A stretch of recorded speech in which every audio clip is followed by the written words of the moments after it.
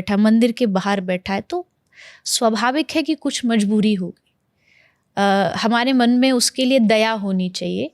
आगे चल के वो गलत भी करता है तो भी भगवान तो देख ही रहा है ना, उसका तो कैमरा चालू है, वो उसका दे देगा। पर हमारे मन में दया होनी चाहिए कि इसका परिवार शायद मेरे 5, 10, 20, 50 रुपये देने से अगर चल रहा, तब माँ बाप बनिए। सत्य वचन। और एक बहुत प्यारी सी कॉर्ड आपने इसमें टच की है, बहुत इम्पॉर्टेंट, कि आपने जैसे अभी बोला कि भाई बच्चों को ना एक अलग दुनिया भी दिखाओ, उन्हें थोड़ा गांव भी लेके जाओ, उनको गौशाला लेके जाओ, अनाथालय लेके जाओ, दिखाओ कि क्या क्या है दुनिया में, ताकि वो भी समझे उनको क्या मिला है। और साथ में उनके मन में ना उन लोगों के लिए भी सांत्वना और आदर आए, बिल्कुल, जो उनके स्तर पे नहीं है। लेकिन आज जो एक कल्चर देखने को मिल रहा है आजकल, जैसे अगर इस शहर की बात करें, यहाँ पे हम जैसे गुड़गांव में हैं, गुड़गांव में एक स्कूल की आम फीस छोटे से बच्चे की जो पहली बार स्कूल जा रहा है, प्ले स्कूल में जा रहा है, वो भी 10-10, 15, 20 हज़ार, 25 हज़ार पहुँच गई है। हर कोई चाह रहा है बच्चा मतलब एकदम सबसे हाई फाई स्कूल में जाए, सबसे हाई फाई चीज़ें सीखे। और ये जो बाकी चीज़ें हैं, जैसे आप तो उस बैकग्राउंड से आते हैं जहाँ पे आपने धर्म का ज्ञान लिया है, तो एक वो वाली दुनिया है जहाँ, जो मेरे को लगता है हमारे शास्त्रों में है, और यहाँ से एक अलग इंसान एक काफ़ी अच्छे से खिल के निखर के उसके गुण बहुत निखर के आते हैं। और एक ये वाला है जहाँ पे एक कंपटीशन है कि अगर 4 बच्चों ने आजू बाजू के स्केटिंग सीख ली है तो इसने भी सीखनी है। वो अगर वेनिस में अगर अपना हॉलीडे मनाने जा रहे हैं, आप नानी घर नहीं जा सकते, क्योंकि आके क्या बताओगे। तो संस्कार की वैल्यू कम है, शो ऑफ की वैल्यू ज़्यादा हो गई है, सब बेस्ट चाहते हैं। ये जो चेंज हो रहा है, ये गुड है या हम लोग एक गलत दिशा में जा रहे हैं अभी? नहीं, पहले तो मुझे ये बताइए, आप डिसाइड करिए, माँ बाप डिसाइड करिए कि आप अपने बच्चों को कांच का खिलौना बनाना चाहते हैं या मिट्टी का खिलौना बनाना चाहते हैं। दोनों में डिफरेंस क्या है? कांच का अगर एक बार टूट गया तो जुड़ नहीं सकता, जुड़ेगा तो बहुत उल्टा सीधा जुड़ेगा। पर मिट्टी का टूट गया तो उसको दोबारा से बना के कोई शेप दिया जा सकता है। मिट्टी कोई भी शेप ले सकती है। ये जो आप शो ऑफ की बात करते हैं ना, वो अपने बच्चों को कांच का गुड्डा बना रहे हैं। अगर वो एक बार बिखर गए, क्योंकि आगे चल कर के आज तो जीवन के एग्ज़ाम बहुत स्कूल के एग्ज़ाम बहुत इजी है, लाइफ बहुत टफ एग्ज़ाम देती है, और वो आउट ऑफ द सिलेबस आता है।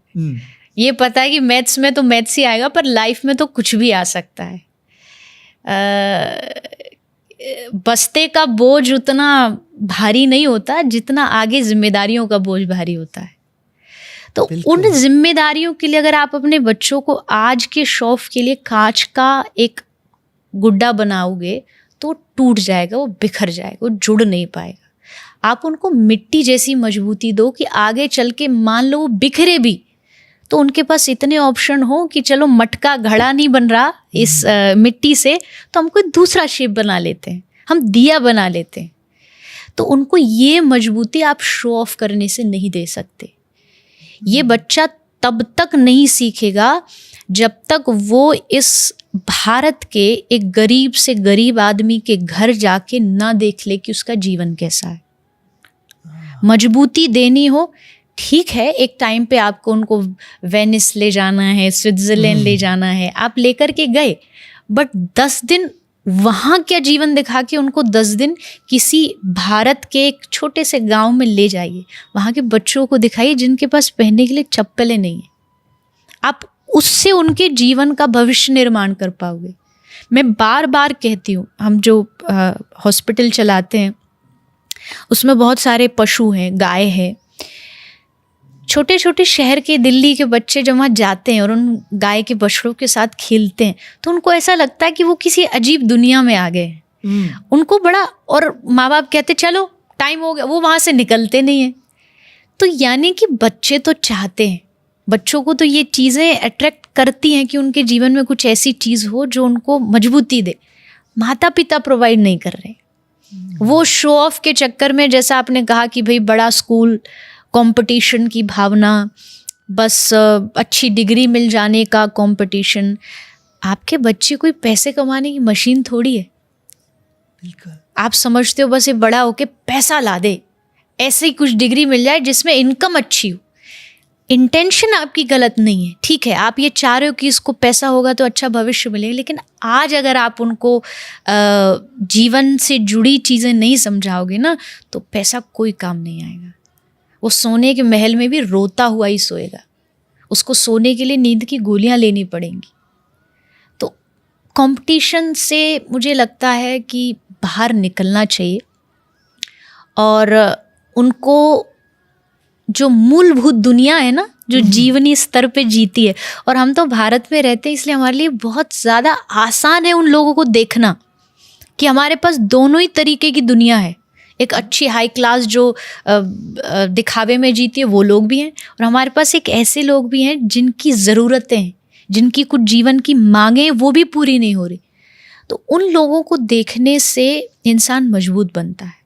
ये तो, और कभी भी देख लीजिएगा, मैं ये नहीं कह रही, बिल्कुल भी इसको कोई गलत ना ले कि भाई महंगे स्कूलों में पढ़ने वाले बच्चे बड़े नहीं बनते, ज़रूर बनते हैं, पर दुनिया में जिन्होंने बड़ा कुछ किया है ना, जो एकदम बॉम्ब जैसा कोई काम किया है, वो उन्हीं बच्चों ने किया है जो ज़मीन पे बैठ के पढ़े हैं, जिनके पास क्लास में एयर कंडीशन नहीं था। आज भी हैं जो इस तरीके से, क्योंकि उनको पता है उनकी ज़रूरत है, उनको करना पड़ेगा। हमारे पास नहीं है कि पिताजी का बैंक बैलेंस होगा उससे हम चला लेंगे, हमको बनाना है, हमने अपना जीवन खुद बनाना है। तो ये चीज़ें तो बच्चों को देनी पड़ेंगी, और ये आप उस समय दे सकते हो। मान लीजिए आप बड़े अच्छे स्कूल में बच्चों को पढ़ा रहे हैं, बहुत अच्छी बात है, आपको भगवान ने कैपेबल बनाया है, महंगे स्कूल में पढ़ाइए, पर जब उनकी छुट्टियों के दिन हो जो अब चल रहे हैं, उस समय थोड़ा सा टाइम निकाल के उनको ऐसी जगह ज़रूर लेके जाइए। उनको जीवन जीना यही चीज़ सिखाएंगी और जीवन की मजबूती देंगी। बहुत सुंदर बात की आपने। यहाँ से मैं थोड़ा सा एक सामाजिक कुछ 2-3 विषय में, मेरे खुद के बड़े ये प्रश्न हैं जो बार बार मन में उठते हैं, वो उसका उत्तर मैं आपके थ्रू चाहता था।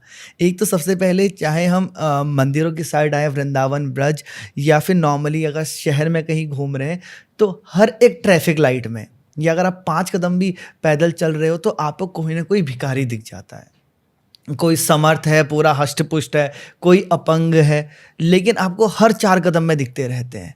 और अगर दे दें तो ऐसा लगता है कि ये तो इससे नशा करेंगे, हमने एक गलत चीज़ को, एक गलत प्रथा को हमने उसको सहारा दिया है, एक गलत प्रथा को, ये तो बिजनेस चल रहा है। और ना दे तो मन में लगता है कि जेब में पैसा था मेरे, और मैंने फिर भी उसको नहीं दिया जो मेरे सामने हाथ फैला के आया था। तो क्या किया जाए? भगवान ने हमको बहुत कुछ दिया, क्या उन्होंने देने से पहले पूछा था कि तू इसका कहाँ उपयोग करेगा, तू इसका कहाँ यूज़ करेगा? नहीं। हमें नहीं पता कि ये कहाँ यूज़ करने वाला है भिखारी, लेकिन उसको तो पहले से पता था कि हम कहाँ यूज़ करेंगे।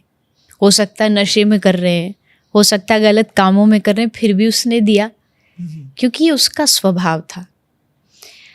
आगे वाला व्यक्ति क्या करता है ये उसका स्वभाव है, पर आपका स्वभाव होना चाहिए मदद करना। ये मेरी सोच है, मेरा काम है, मुझे भगवान ने दुनिया में भेजा है तो मैं तो मदद करूं। पहली बात तो आप, जैसा आपने कहा, आपके जेब में पैसा है, ये कितनी बड़ी बात है। भगवान ने आपको इतना कैपेबल बना दिया कि आप दे पा रहे हो, जबकि देनहार कोई और है। जो भेजत है दिन रैन, लोग भरम हम पर करें, जाते नीचे नैन। एक दोहा है, शायद कबीर जी का या किसी और का, उसमें यही लिखा है कि देनहार दे कोई और रहा है। आपके जेब में भी पैसा उड़ के नहीं आया, क्योंकि जब दुनिया में आए थे तो एक जोड़ी कपड़ा भी नहीं था।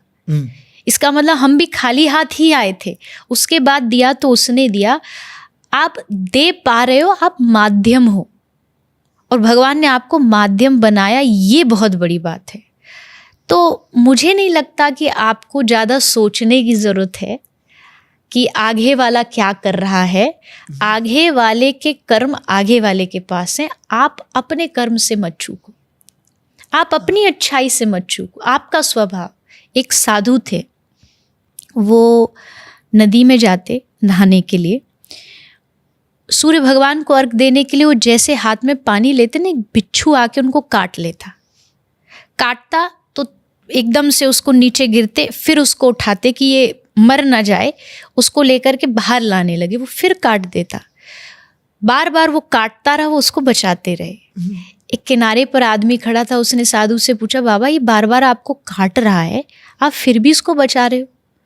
तो बाबा ने हंस के उत्तर दिया, इसका स्वभाव है काटना, ये अपना स्वभाव नहीं काट छोड़ रहा, मेरा स्वभाव है बचाना, तो मैं अपना स्वभाव क्यों छोड़ूं?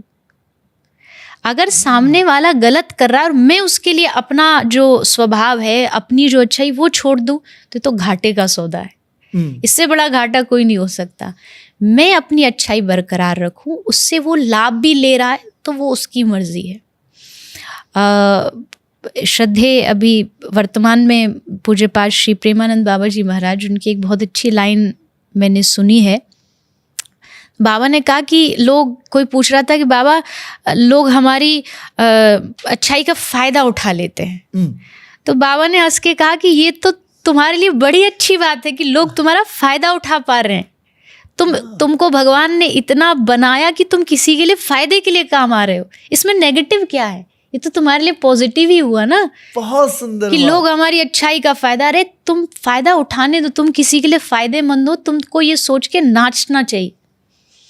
तो मुझे नहीं लगता कि आपने बिल्कुल सही कहा, इस चीज़ में दो पार्ट हैं, दो लोगों की वर्ग बट चुके हैं। एक कहता नहीं इनको नहीं देना चाहिए, मैं कहती हूँ देना चाहिए। अगर भगवान ने आपको दिया है तो, भगवान ने आपको सामर्थ्य दिया है तो आपको आगे उसको देना चाहिए, और ये सोच के देना चाहिए आप नहीं दे रहे हो। मान लीजिए कोई दान कर रहा है, पैसा दे रहा है, वो क्या सोचता, मैं दे रहा हूँ। लेकिन ये एग्जैक्ट वैसी बात है जैसे एक बस जा रही है, एक आदमी विंडो की साइड बैठा है और एक विंडो से दूसरी साइड में बैठा है। एक भिखारी विंडो पे खड़ा होकर भीख मांग रहा है, जो विंडो वाला व्यक्ति है वो नहीं दे रहा, पर जो उधर वाला बैठा उसके मन में आया, उसने 50 रुपये निकाले और वो भिखारी को देना चाहता था, पर उसका हाथ वहाँ तक पहुँच नहीं रहा, तो उसने जो विंडो वाला आदमी था उसको दे दिया कि तू दे दे भैया। उसने जब वो 50 रुपये भिखारी को दिए तो भिखारी ने क्या सोचा, कौन दे रहा है, यही जो विंडो वाला, ये विंडो वाला है। और वो दुआ किसको दे रहा है, भगवान आपको दुआ है, भगवान आपने बड़ा अच्छा किया, भला किया। पर देने वाला विंडो वाला नहीं है, विंडो वाला बस पास कर रहा है, देने वाला कोई और है। ठीक ऐसे ही आप जो दे रहे हो वो बस आप पास कर रहे हो। भगवान सीधा नहीं दे सकते थे, इसलिए उन्होंने आपका हाथ आगे बढ़वा दिया, क्योंकि उनका हाथ यहाँ तक पहुँच नहीं रहा, उन्होंने मनुष्य बनाया और कहा तू मदद कर। मदद वो कर रहा है पर माध्यम आपको बना के कर रहा है। और जो सामने वाला वो सोचता आपने दिया, आपने दिया, हमने नहीं दिया। हमारे पास होता तो जब दुनिया में जन्म लिया तो गठरी में साथ बांध के लाते। हमारा नहीं है वो किसी और का है, किसी और तक पहुंचाने का काम, जिम्मेदारी आपको भगवान ने दी है, उसको निभाइए। इसमें बिल्कुल भी संकोच नहीं करना चाहिए।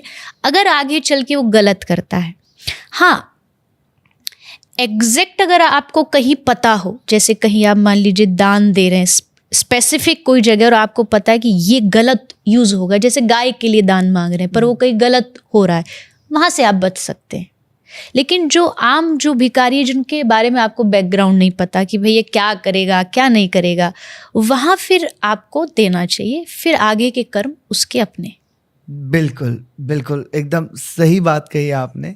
इसमें एक बार लोगों ने मेरे को जो बोला वो ये था कि अपंग जो होते हैं, जिनमें किसी तरीके की डिफॉर्मिटी है, वो खुद से काम नहीं कर सकते, तो हम उनको दान देंगे। तो फिर जब ये आया और मैं सोचने लगा तो मुझे दिमाग में आया कि अगर मैं कहूँगा और हम पूरा समाज कहे कि सिर्फ अपंग को ही दान देंगे, तो जो लोग अगर ये बिजनेस चला रहे हैं तो वो जो लोग सही हैं उनको अपंग कर देंगे। अब मुझे किसी को अपंग करवाने का भी पाप लग रहा है, तो नहीं, ऐसा मेरे हिसाब से तो ठीक नहीं है। देखो, ज़रूरतमंद होना चाहिए कोई, और हाथ फैलाना किसको अच्छा लगता है? कोई बिरला ही होगा कोई जो जिसको आदत हो कि मुझे तो मांगना है, वरना अपना घर परिवार छोड़ के धूप में ताप में अगर कोई ट्रैफिक लाइट पे बैठा, मंदिर के बाहर बैठा है, तो स्वाभाविक है कि कुछ मजबूरी होगी। हमारे मन में उसके लिए दया होनी चाहिए। आगे चल के वो गलत भी करता है तो भी भगवान तो देख ही रहा है ना, उसका तो कैमरा चालू है, वो उसका दे देगा, पर हमारे मन में दया होनी चाहिए कि इसका परिवार शायद मेरे 5, 10, 20, 50 रुपए देने से अगर चलता है और भगवान मुझे वो मौका दे रहे तो मैं क्यों चूकूं। बिल्कुल, नहीं सही बात, ये बहुत, मैं आपकी बात से पूरा एग्री करता हूँ। और